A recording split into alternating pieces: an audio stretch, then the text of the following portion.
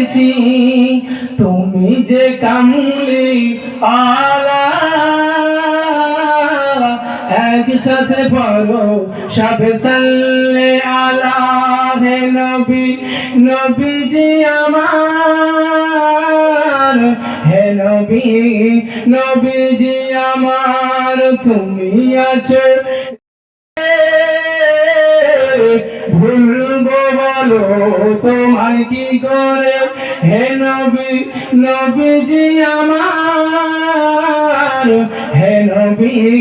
নবীজি আমার আল্লাহুম্মা সাল্লি আলা সাইয়্যিদিনা আল্লাহ পাক বললেন রব্বানা গফির লানা ওয়া লিইখওয়ানিল্লাযীনা সাবাকুনা বিল ঈমান আল্লাহ পাক বললেন বান্দা তোমরা দোয়া চাও এবং তোমাদের ওই সমস্ত ভাইদের জন্য দোয়া করো যারা ঈমান নিয়ে কবরে গেছে তাই দোয়া আমাদের জন্য করতে হবে কাদের জন্য যারা ঈমান নিয়ে কবরে গেছে আমাদের আগে যারা চলে গেছে তাহলে তাদের জন্য দোয়া করতে বলেছে না বলেনি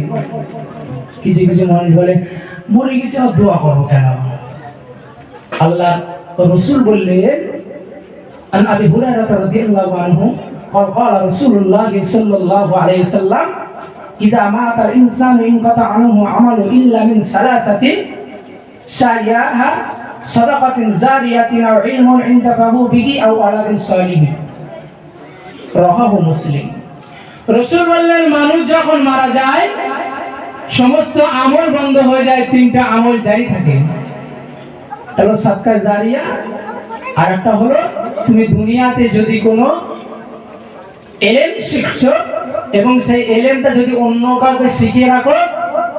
ওই ব্যক্তিটা ওই সঠিক ইলমের উপরে যতক্ষণ থাকবে করবে তুমি কবরে শুয়ে শুয়ে তার সওয়াব পাবে জরুর সুবহানাল্লাহ যেমন তুমি কোরআন শিখলে মানুষকে শেখালে হাদিস শিখলে মানুষকে শেখালে তুমি চলে যাবে কিন্তু রাসূল বললেন সিলসিলাতে জারিয়া জারি থাকবে সিলসিলা তোমার কবর পর্যন্ত রাসূল বললেন আরেকটা যে তুমি যদি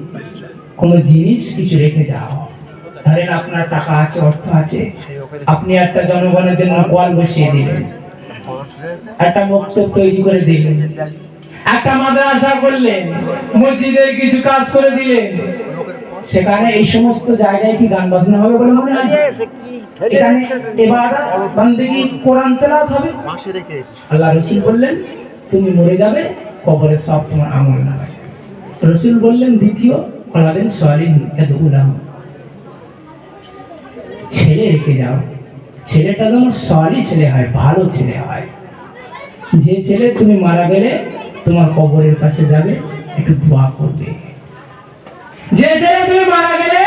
তোমার জন্য একটু মাগফিরাত করবে তওবাখানি করবে একটু কোরআন খতম করবে একটু দোয়া করবে এমন একটা ছেলে রেখে যাও বলুন অনেকের মা বাপ চলে গিয়েছে মা বাপের কবরের পাশে কবর গিয়েছে সেই শবে বারাতের দিন একবার গিয়েছিলাম হুজুরের সাথে আর যাওয়া হলো না ও ছেলে তুমি কি জানো তোমার মাকে যেখানে রেখে এসেছিলে ওই জায়গাটা তেমন জায়গা নয় তোমার মা তো এমন জায়গায় থাকতো না তোমার মা তো সুন্দর জায়গায় থাকতো আর তোমার মাকে যেখানে তুমি রেখে এসেছো ওই জায়গায় গিয়ে দেখিয়েছো জঙ্গল হয়ে গিয়েছে শেরের বাসা হয়ে গিয়েছে বনবিড়ালের বাসা হয়ে গিয়েছে ছেলে তোমার মা একটু দোয়া বলে বললো না যাই না মায়ের কবরের কাছে যায় গিয়ে কবরটা পরিষ্কার করে দিয়ে একটু দোয়া চেয়ে আসি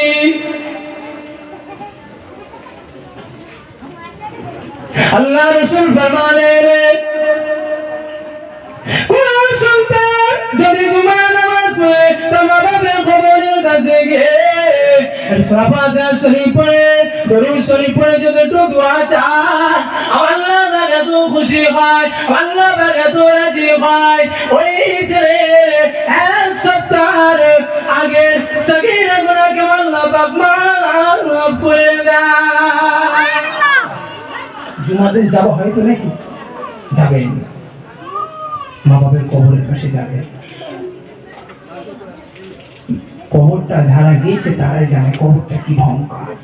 আমি আপনি যদি কবরের দৃশ্য দেখতাম না বাবা, তাহলে লাফালাফি হুড়হুড়ি করতাম না, লাফালাফি হুড়হুড়ি করতাম না। কবরের দৃশ্যটা কি কঠিন দৃশ্য, যারা কবরের জগতে আছে তারা বুঝতে পারছে। তারা ডাকছে আমার ছেলে, আমরা আগে এসেছি, তোরা আমাদের পরে আসবে আগে আগে আগে আগে। কিন্তু এই জায়গাটা বড় পোকামাকড়ের জায়গা, সাপ বিচ্ছুর জায়গা, এই জায়গা কারো ছাড়ে না। এই জায়গা থেকে নেতা কে রাজা কে বিরাজ কে স্বরাষ্ট্রমন্ত্রী কে রাজ্যপাল কে রাষ্ট্রপাল কে এমএলএ কোন বংশ থাকে না, কোন গোত্র থাকে না। এই জায়গাটা থেকে আমার ওরে ছেলে ওরে নাতি রে, আমরা আগে আগে এসেছি, তোদের আসতে হবে আমাদের পরে। জমিনে মেলা দাপাদাপি করিস না, জমিনে মেলা হুড়োহুড়ি করিস না, জমিনে মেলা গরম নিয়ে চলিস না, জমিনে মেলা অহংকার করে চলিস না। কেননা এই জমিনের তলায় তোকে যেতে হবে। খবর সেই জন্য অহংকার দিয়ে বলে, এই বাণী আদম শুনে না, আজ তোরা জমিনে হুড়োহুড়ি করছিস, দাবাদাবি করছিস, আর জমিনের নিচে যখন আসবি আমি মাটি কিন্তু তোদের ছাড়বো না। কিসের আশা এত লাফালে হুড়োহুড়ি দাবাদাবি করছো? তুমি কি তোমার তোমার তারিখ জানা আছে যে আমি অমুক তারিখে মরবো? এর আগে একটু হুড়হুড়ি করে নেই, দাপাদাপি করে নেই, জানা আছে কারো?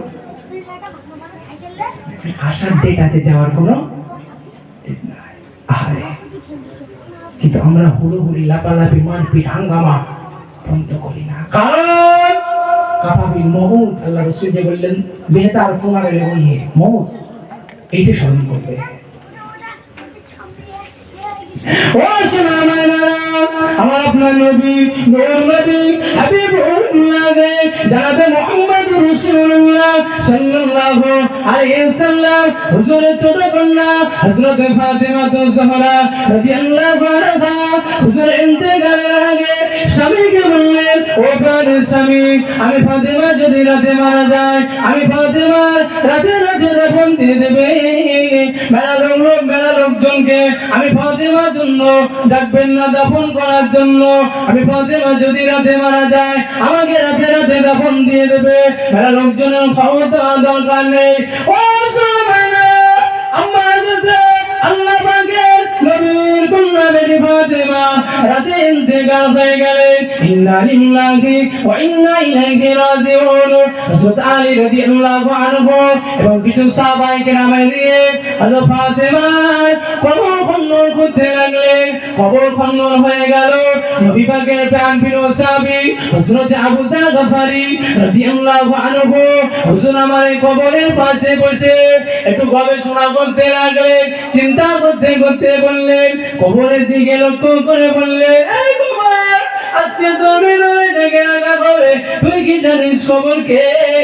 ইনি বলেন খাতুনে জান্নাত সাইয়্যিদাতুন নিসা ফাতেমাতুজ জাহরা। কবর তুমি জানো, তার সাথে করবে তুমি করবি না। আল্লাহ রাসূল বলেছেন যে ফাতেমার বিষয়ে ফাতেমাতুজ সাইয়্যিদাতুন নিসা আহলিল জান্নাহ। আল্লাহ রাসূল বললেন ফাতেমা হলো জান্নাতের নারীদের মেয়েদের সর্দারি। একটু জোরে বলতে সুবহানাল্লাহ। ফাতেমা জান্নাতি তো বেশক, আবার জান্নাতে নারীদের সর্দারিনী। এই কবর তুমি যেন কোনো বিয়াদবি করো না, কবর কিছু পারে না, চুপচাপ হয়ে আছে। নবী পাকের প্রিয় সাহাবী হযরত আবু যর গফারি রাদিয়াল্লাহু আনহু আমার কবরের দিকে লক্ষ্য করে বলেন, এই কবর, আজকে তোমার ভিতরে জেগে রাখা হবে, তিনি অন্য কোনো কেউ নাই, তিনি অন্য কেউ নাই, তিনি হলেন দোজানের বাদশাহ হাবিবুল্লাহ জনাবে মুহাম্মদ রাসূলুল্লাহ সাল্লাল্লাহু আলাইহি ওয়াসাল্লামের আদরের ছোট কন্যা। এই কবর তার সাথে কোনো বেয়াদবি করবে না, কবর থেকে কোনো আওয়াজ আসে না। আবু যর গফার আমার কবরের দিকে লক্ষ্য করে বলে, এই কবর, আজকে তোমার ভিতরে জেগে রাখা হবে, যে হাসান হোসেনের কথা আল্লাহ রাসূল বললেন আর হাসান ওয়াল হুসাইন সাইয়্যিদাতু আসমাবি ফি আহলিল জান্নাহ আমার হাসান হোসেন হলো জান্নাতের যুবকদের সরদার ওই হাসান হোসেনের আম্মা জানকে উসকে রাখা হবে বাবা তুমি জানো তার সাথে কোনো বেয়াদবি করবে না কবর থেকে কোনো আওয়াজ আসে না নবী পাকের প্রাণ প্রিয় সাহাবী আবু জার গফফার আবার বলতে লাগলেন আরে মানের বাবা আজকে তোমার ভিতরে জেগে রাখবে তিনি বলেন সে খোদা আলী যে আলীর ব্যাপার আল্লাহ রাসূল বললেন আর মদিনাতুল ইলম ওয়া আলিহু বাবুহা আমি রাসূলুল্লাহ বললাম আমার আলী বলে মদিনার গানের শহর আমি হলাম গানের শহর আমার আলী বলেন তার দরজা ওই আলীর স্ত্রীকে আজকে কবরে রাখা হবে কবর যেন তুমি কোনো বেয়াদবি করবে না কিছু করবে না আজকে এমন একটা ব্যক্তি রাখা হবে যার উপর আল্লাহ রাসূলুল্লাহ খুশি যিনি জান্নাতে নারীদের সন্তান কবর কিছুক্ষণ পরে একটা গাড়িতে আওয়াজ আসলো কি আওয়াজ এই আবু জার গফারি নবীর সাহাবী শুনে রেখে দাও আমি কবর সব দেখি না কে নবী পাকের কন্যা কে খাতুনে জান্নাত কে হাসান হোসেন আম্মা জান কে হাসরে কুল আলীর স্ত্রী আমি কবর সব দেখি না আমি কবর দেখি সচ্চা আমাল কি রাখে সচ্চা আমাল সালিহিন আমাল দেখি আমি কবর মাটির কবর আমার ভিতরে যদি দুনিয়ার ভিতরে যদি ওই বান্দা নাফরমানি করে থাকে আল্লাহ বিরোধী হয়ে যায় যদি আল্লাহকে অমান্য বান্দা হয় রাসূলকে অমান্য বান্দা হয় নামাজ ছাড়া বান্দা হয় সুদখোর বান্দা হয় জিনাখোর বান্দা হয় আমি মাটির কবর এপাশের মাটি ওপাশে নিয়ে যাবো ওপাশের মাটি এপাশে নিয়ে আমি তাকে আটা পেশাই করবো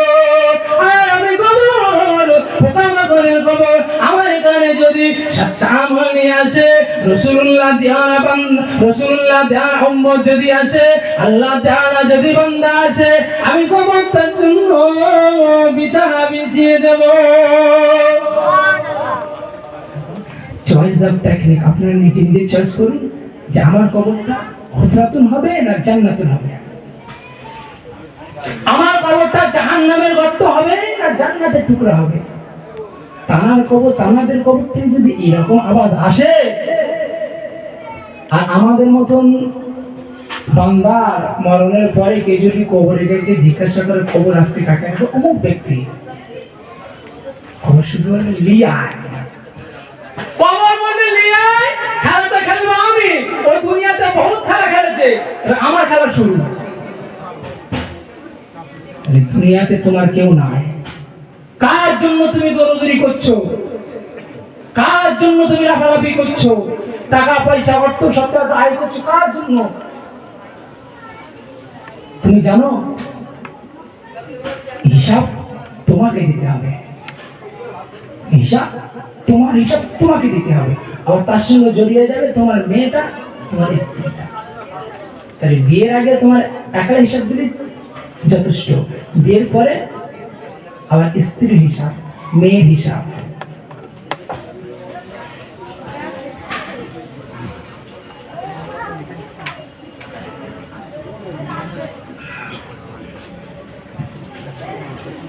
কোরআন শরীফের পরে স্থান কোন শরীফ আপনারা জানেন বুখারী শরীফ এই বুখারী শরীফ যিনি লিখেছেন হযরত ইমাম বুখারী রাহমাতুল্লাহ আলাইহি তাকে এক সময় ডাকাত ধরেছে কিসে ডাকাতে ধরেছে তার কাছে কিছু সঙ্গে মুদ্রা আছে তা ডাকাত ধরেছে ধরার পরে বলছে যে আপনার কাছে যা আছে আমাকে দেন তা ইমাম বুখারী রাহমাতুল্লাহ আলাইহি বলছেন যে এই যে তোমরা যে প্রতিদিন লোকের কাছ থেকে চুরি করে ডাকাতি করে জুলুম করে তুমি নিয়ে যাও নিয়ে সংসার চালাও দুই বাচ্চা খাওয়া দাও তা আমাকে ভালো করে বেঁধে রাখো যেন আমি পালাতে না পারি গিয়ে বাড়ি গিয়ে জিজ্ঞাসা করো যে তোমাদের জন্য এই যে আয় করে আনছি চুরি করে ডাকাতি করে রাহাজানি করে চুরি করে এর ভাগ কি তোমরা নেবে এটা জিজ্ঞাসা করে শোনাও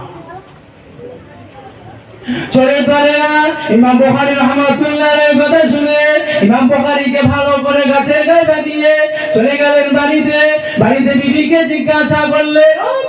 বিবি, তোমার জন্য আমি যে প্রতিদিন চুরি করে, ডাকাতি করে, রাহাজানি করে, জচ্চনি করে যে টাকাটা নিয়েছি, ওই যে তুমি ফুর্তি করো, খাওয়া দাওয়া করো, কত কেনাকাটা সালাম করো, কিন্তু এই ভাগ তুমি কে দেবে? ওই সময় বিবি বলেছিলেন, ও আমার প্রাণের স্বামী, বিয়ে করে নিয়ে এসেছো তুমি, কি খাওয়া দেবে সেটা তোমার দায়িত্ব, গুনার ভাগ আমি নেবো কেন? ছেলেকে বললেন, ছেলে, এই যে আমি চুরি করে, রাহাজানি করে, জচ্চুরি করে মানুষের কাছ থেকে টাকাটা নিয়ে আসি, ছেলে এর গুনার ভাগ কি তুমি নেবে? ওই সময় ছেলে বলেছিলেন, আব্বা রে, আমি তোমার ছেলে, তোমার দায়িত্ব আছে, কি খাওয়াবে, কি দেবে, গুনার ভাগ কেন আমি নিতে যাব? ওই সময় শরীর দল চলে আসলেন ইমাম বুখারী রাহমাতুল্লাহির কাছে, হুজুর, না, আমরা যে রাহাজানি করছি, জচ্চুরি করছি, লোকের কাছে পকেট মারছি, ডাকাতি করছি, আমার বউ আমার গুনার ভাগ নিতে চায় না, কিন্তু তাদের জন্য আমি করছি, আমার ছেলে গুনার ভাগ নিতে চায় না, কিন্তু তাদের জন্য আমি করছি। এই জনেরা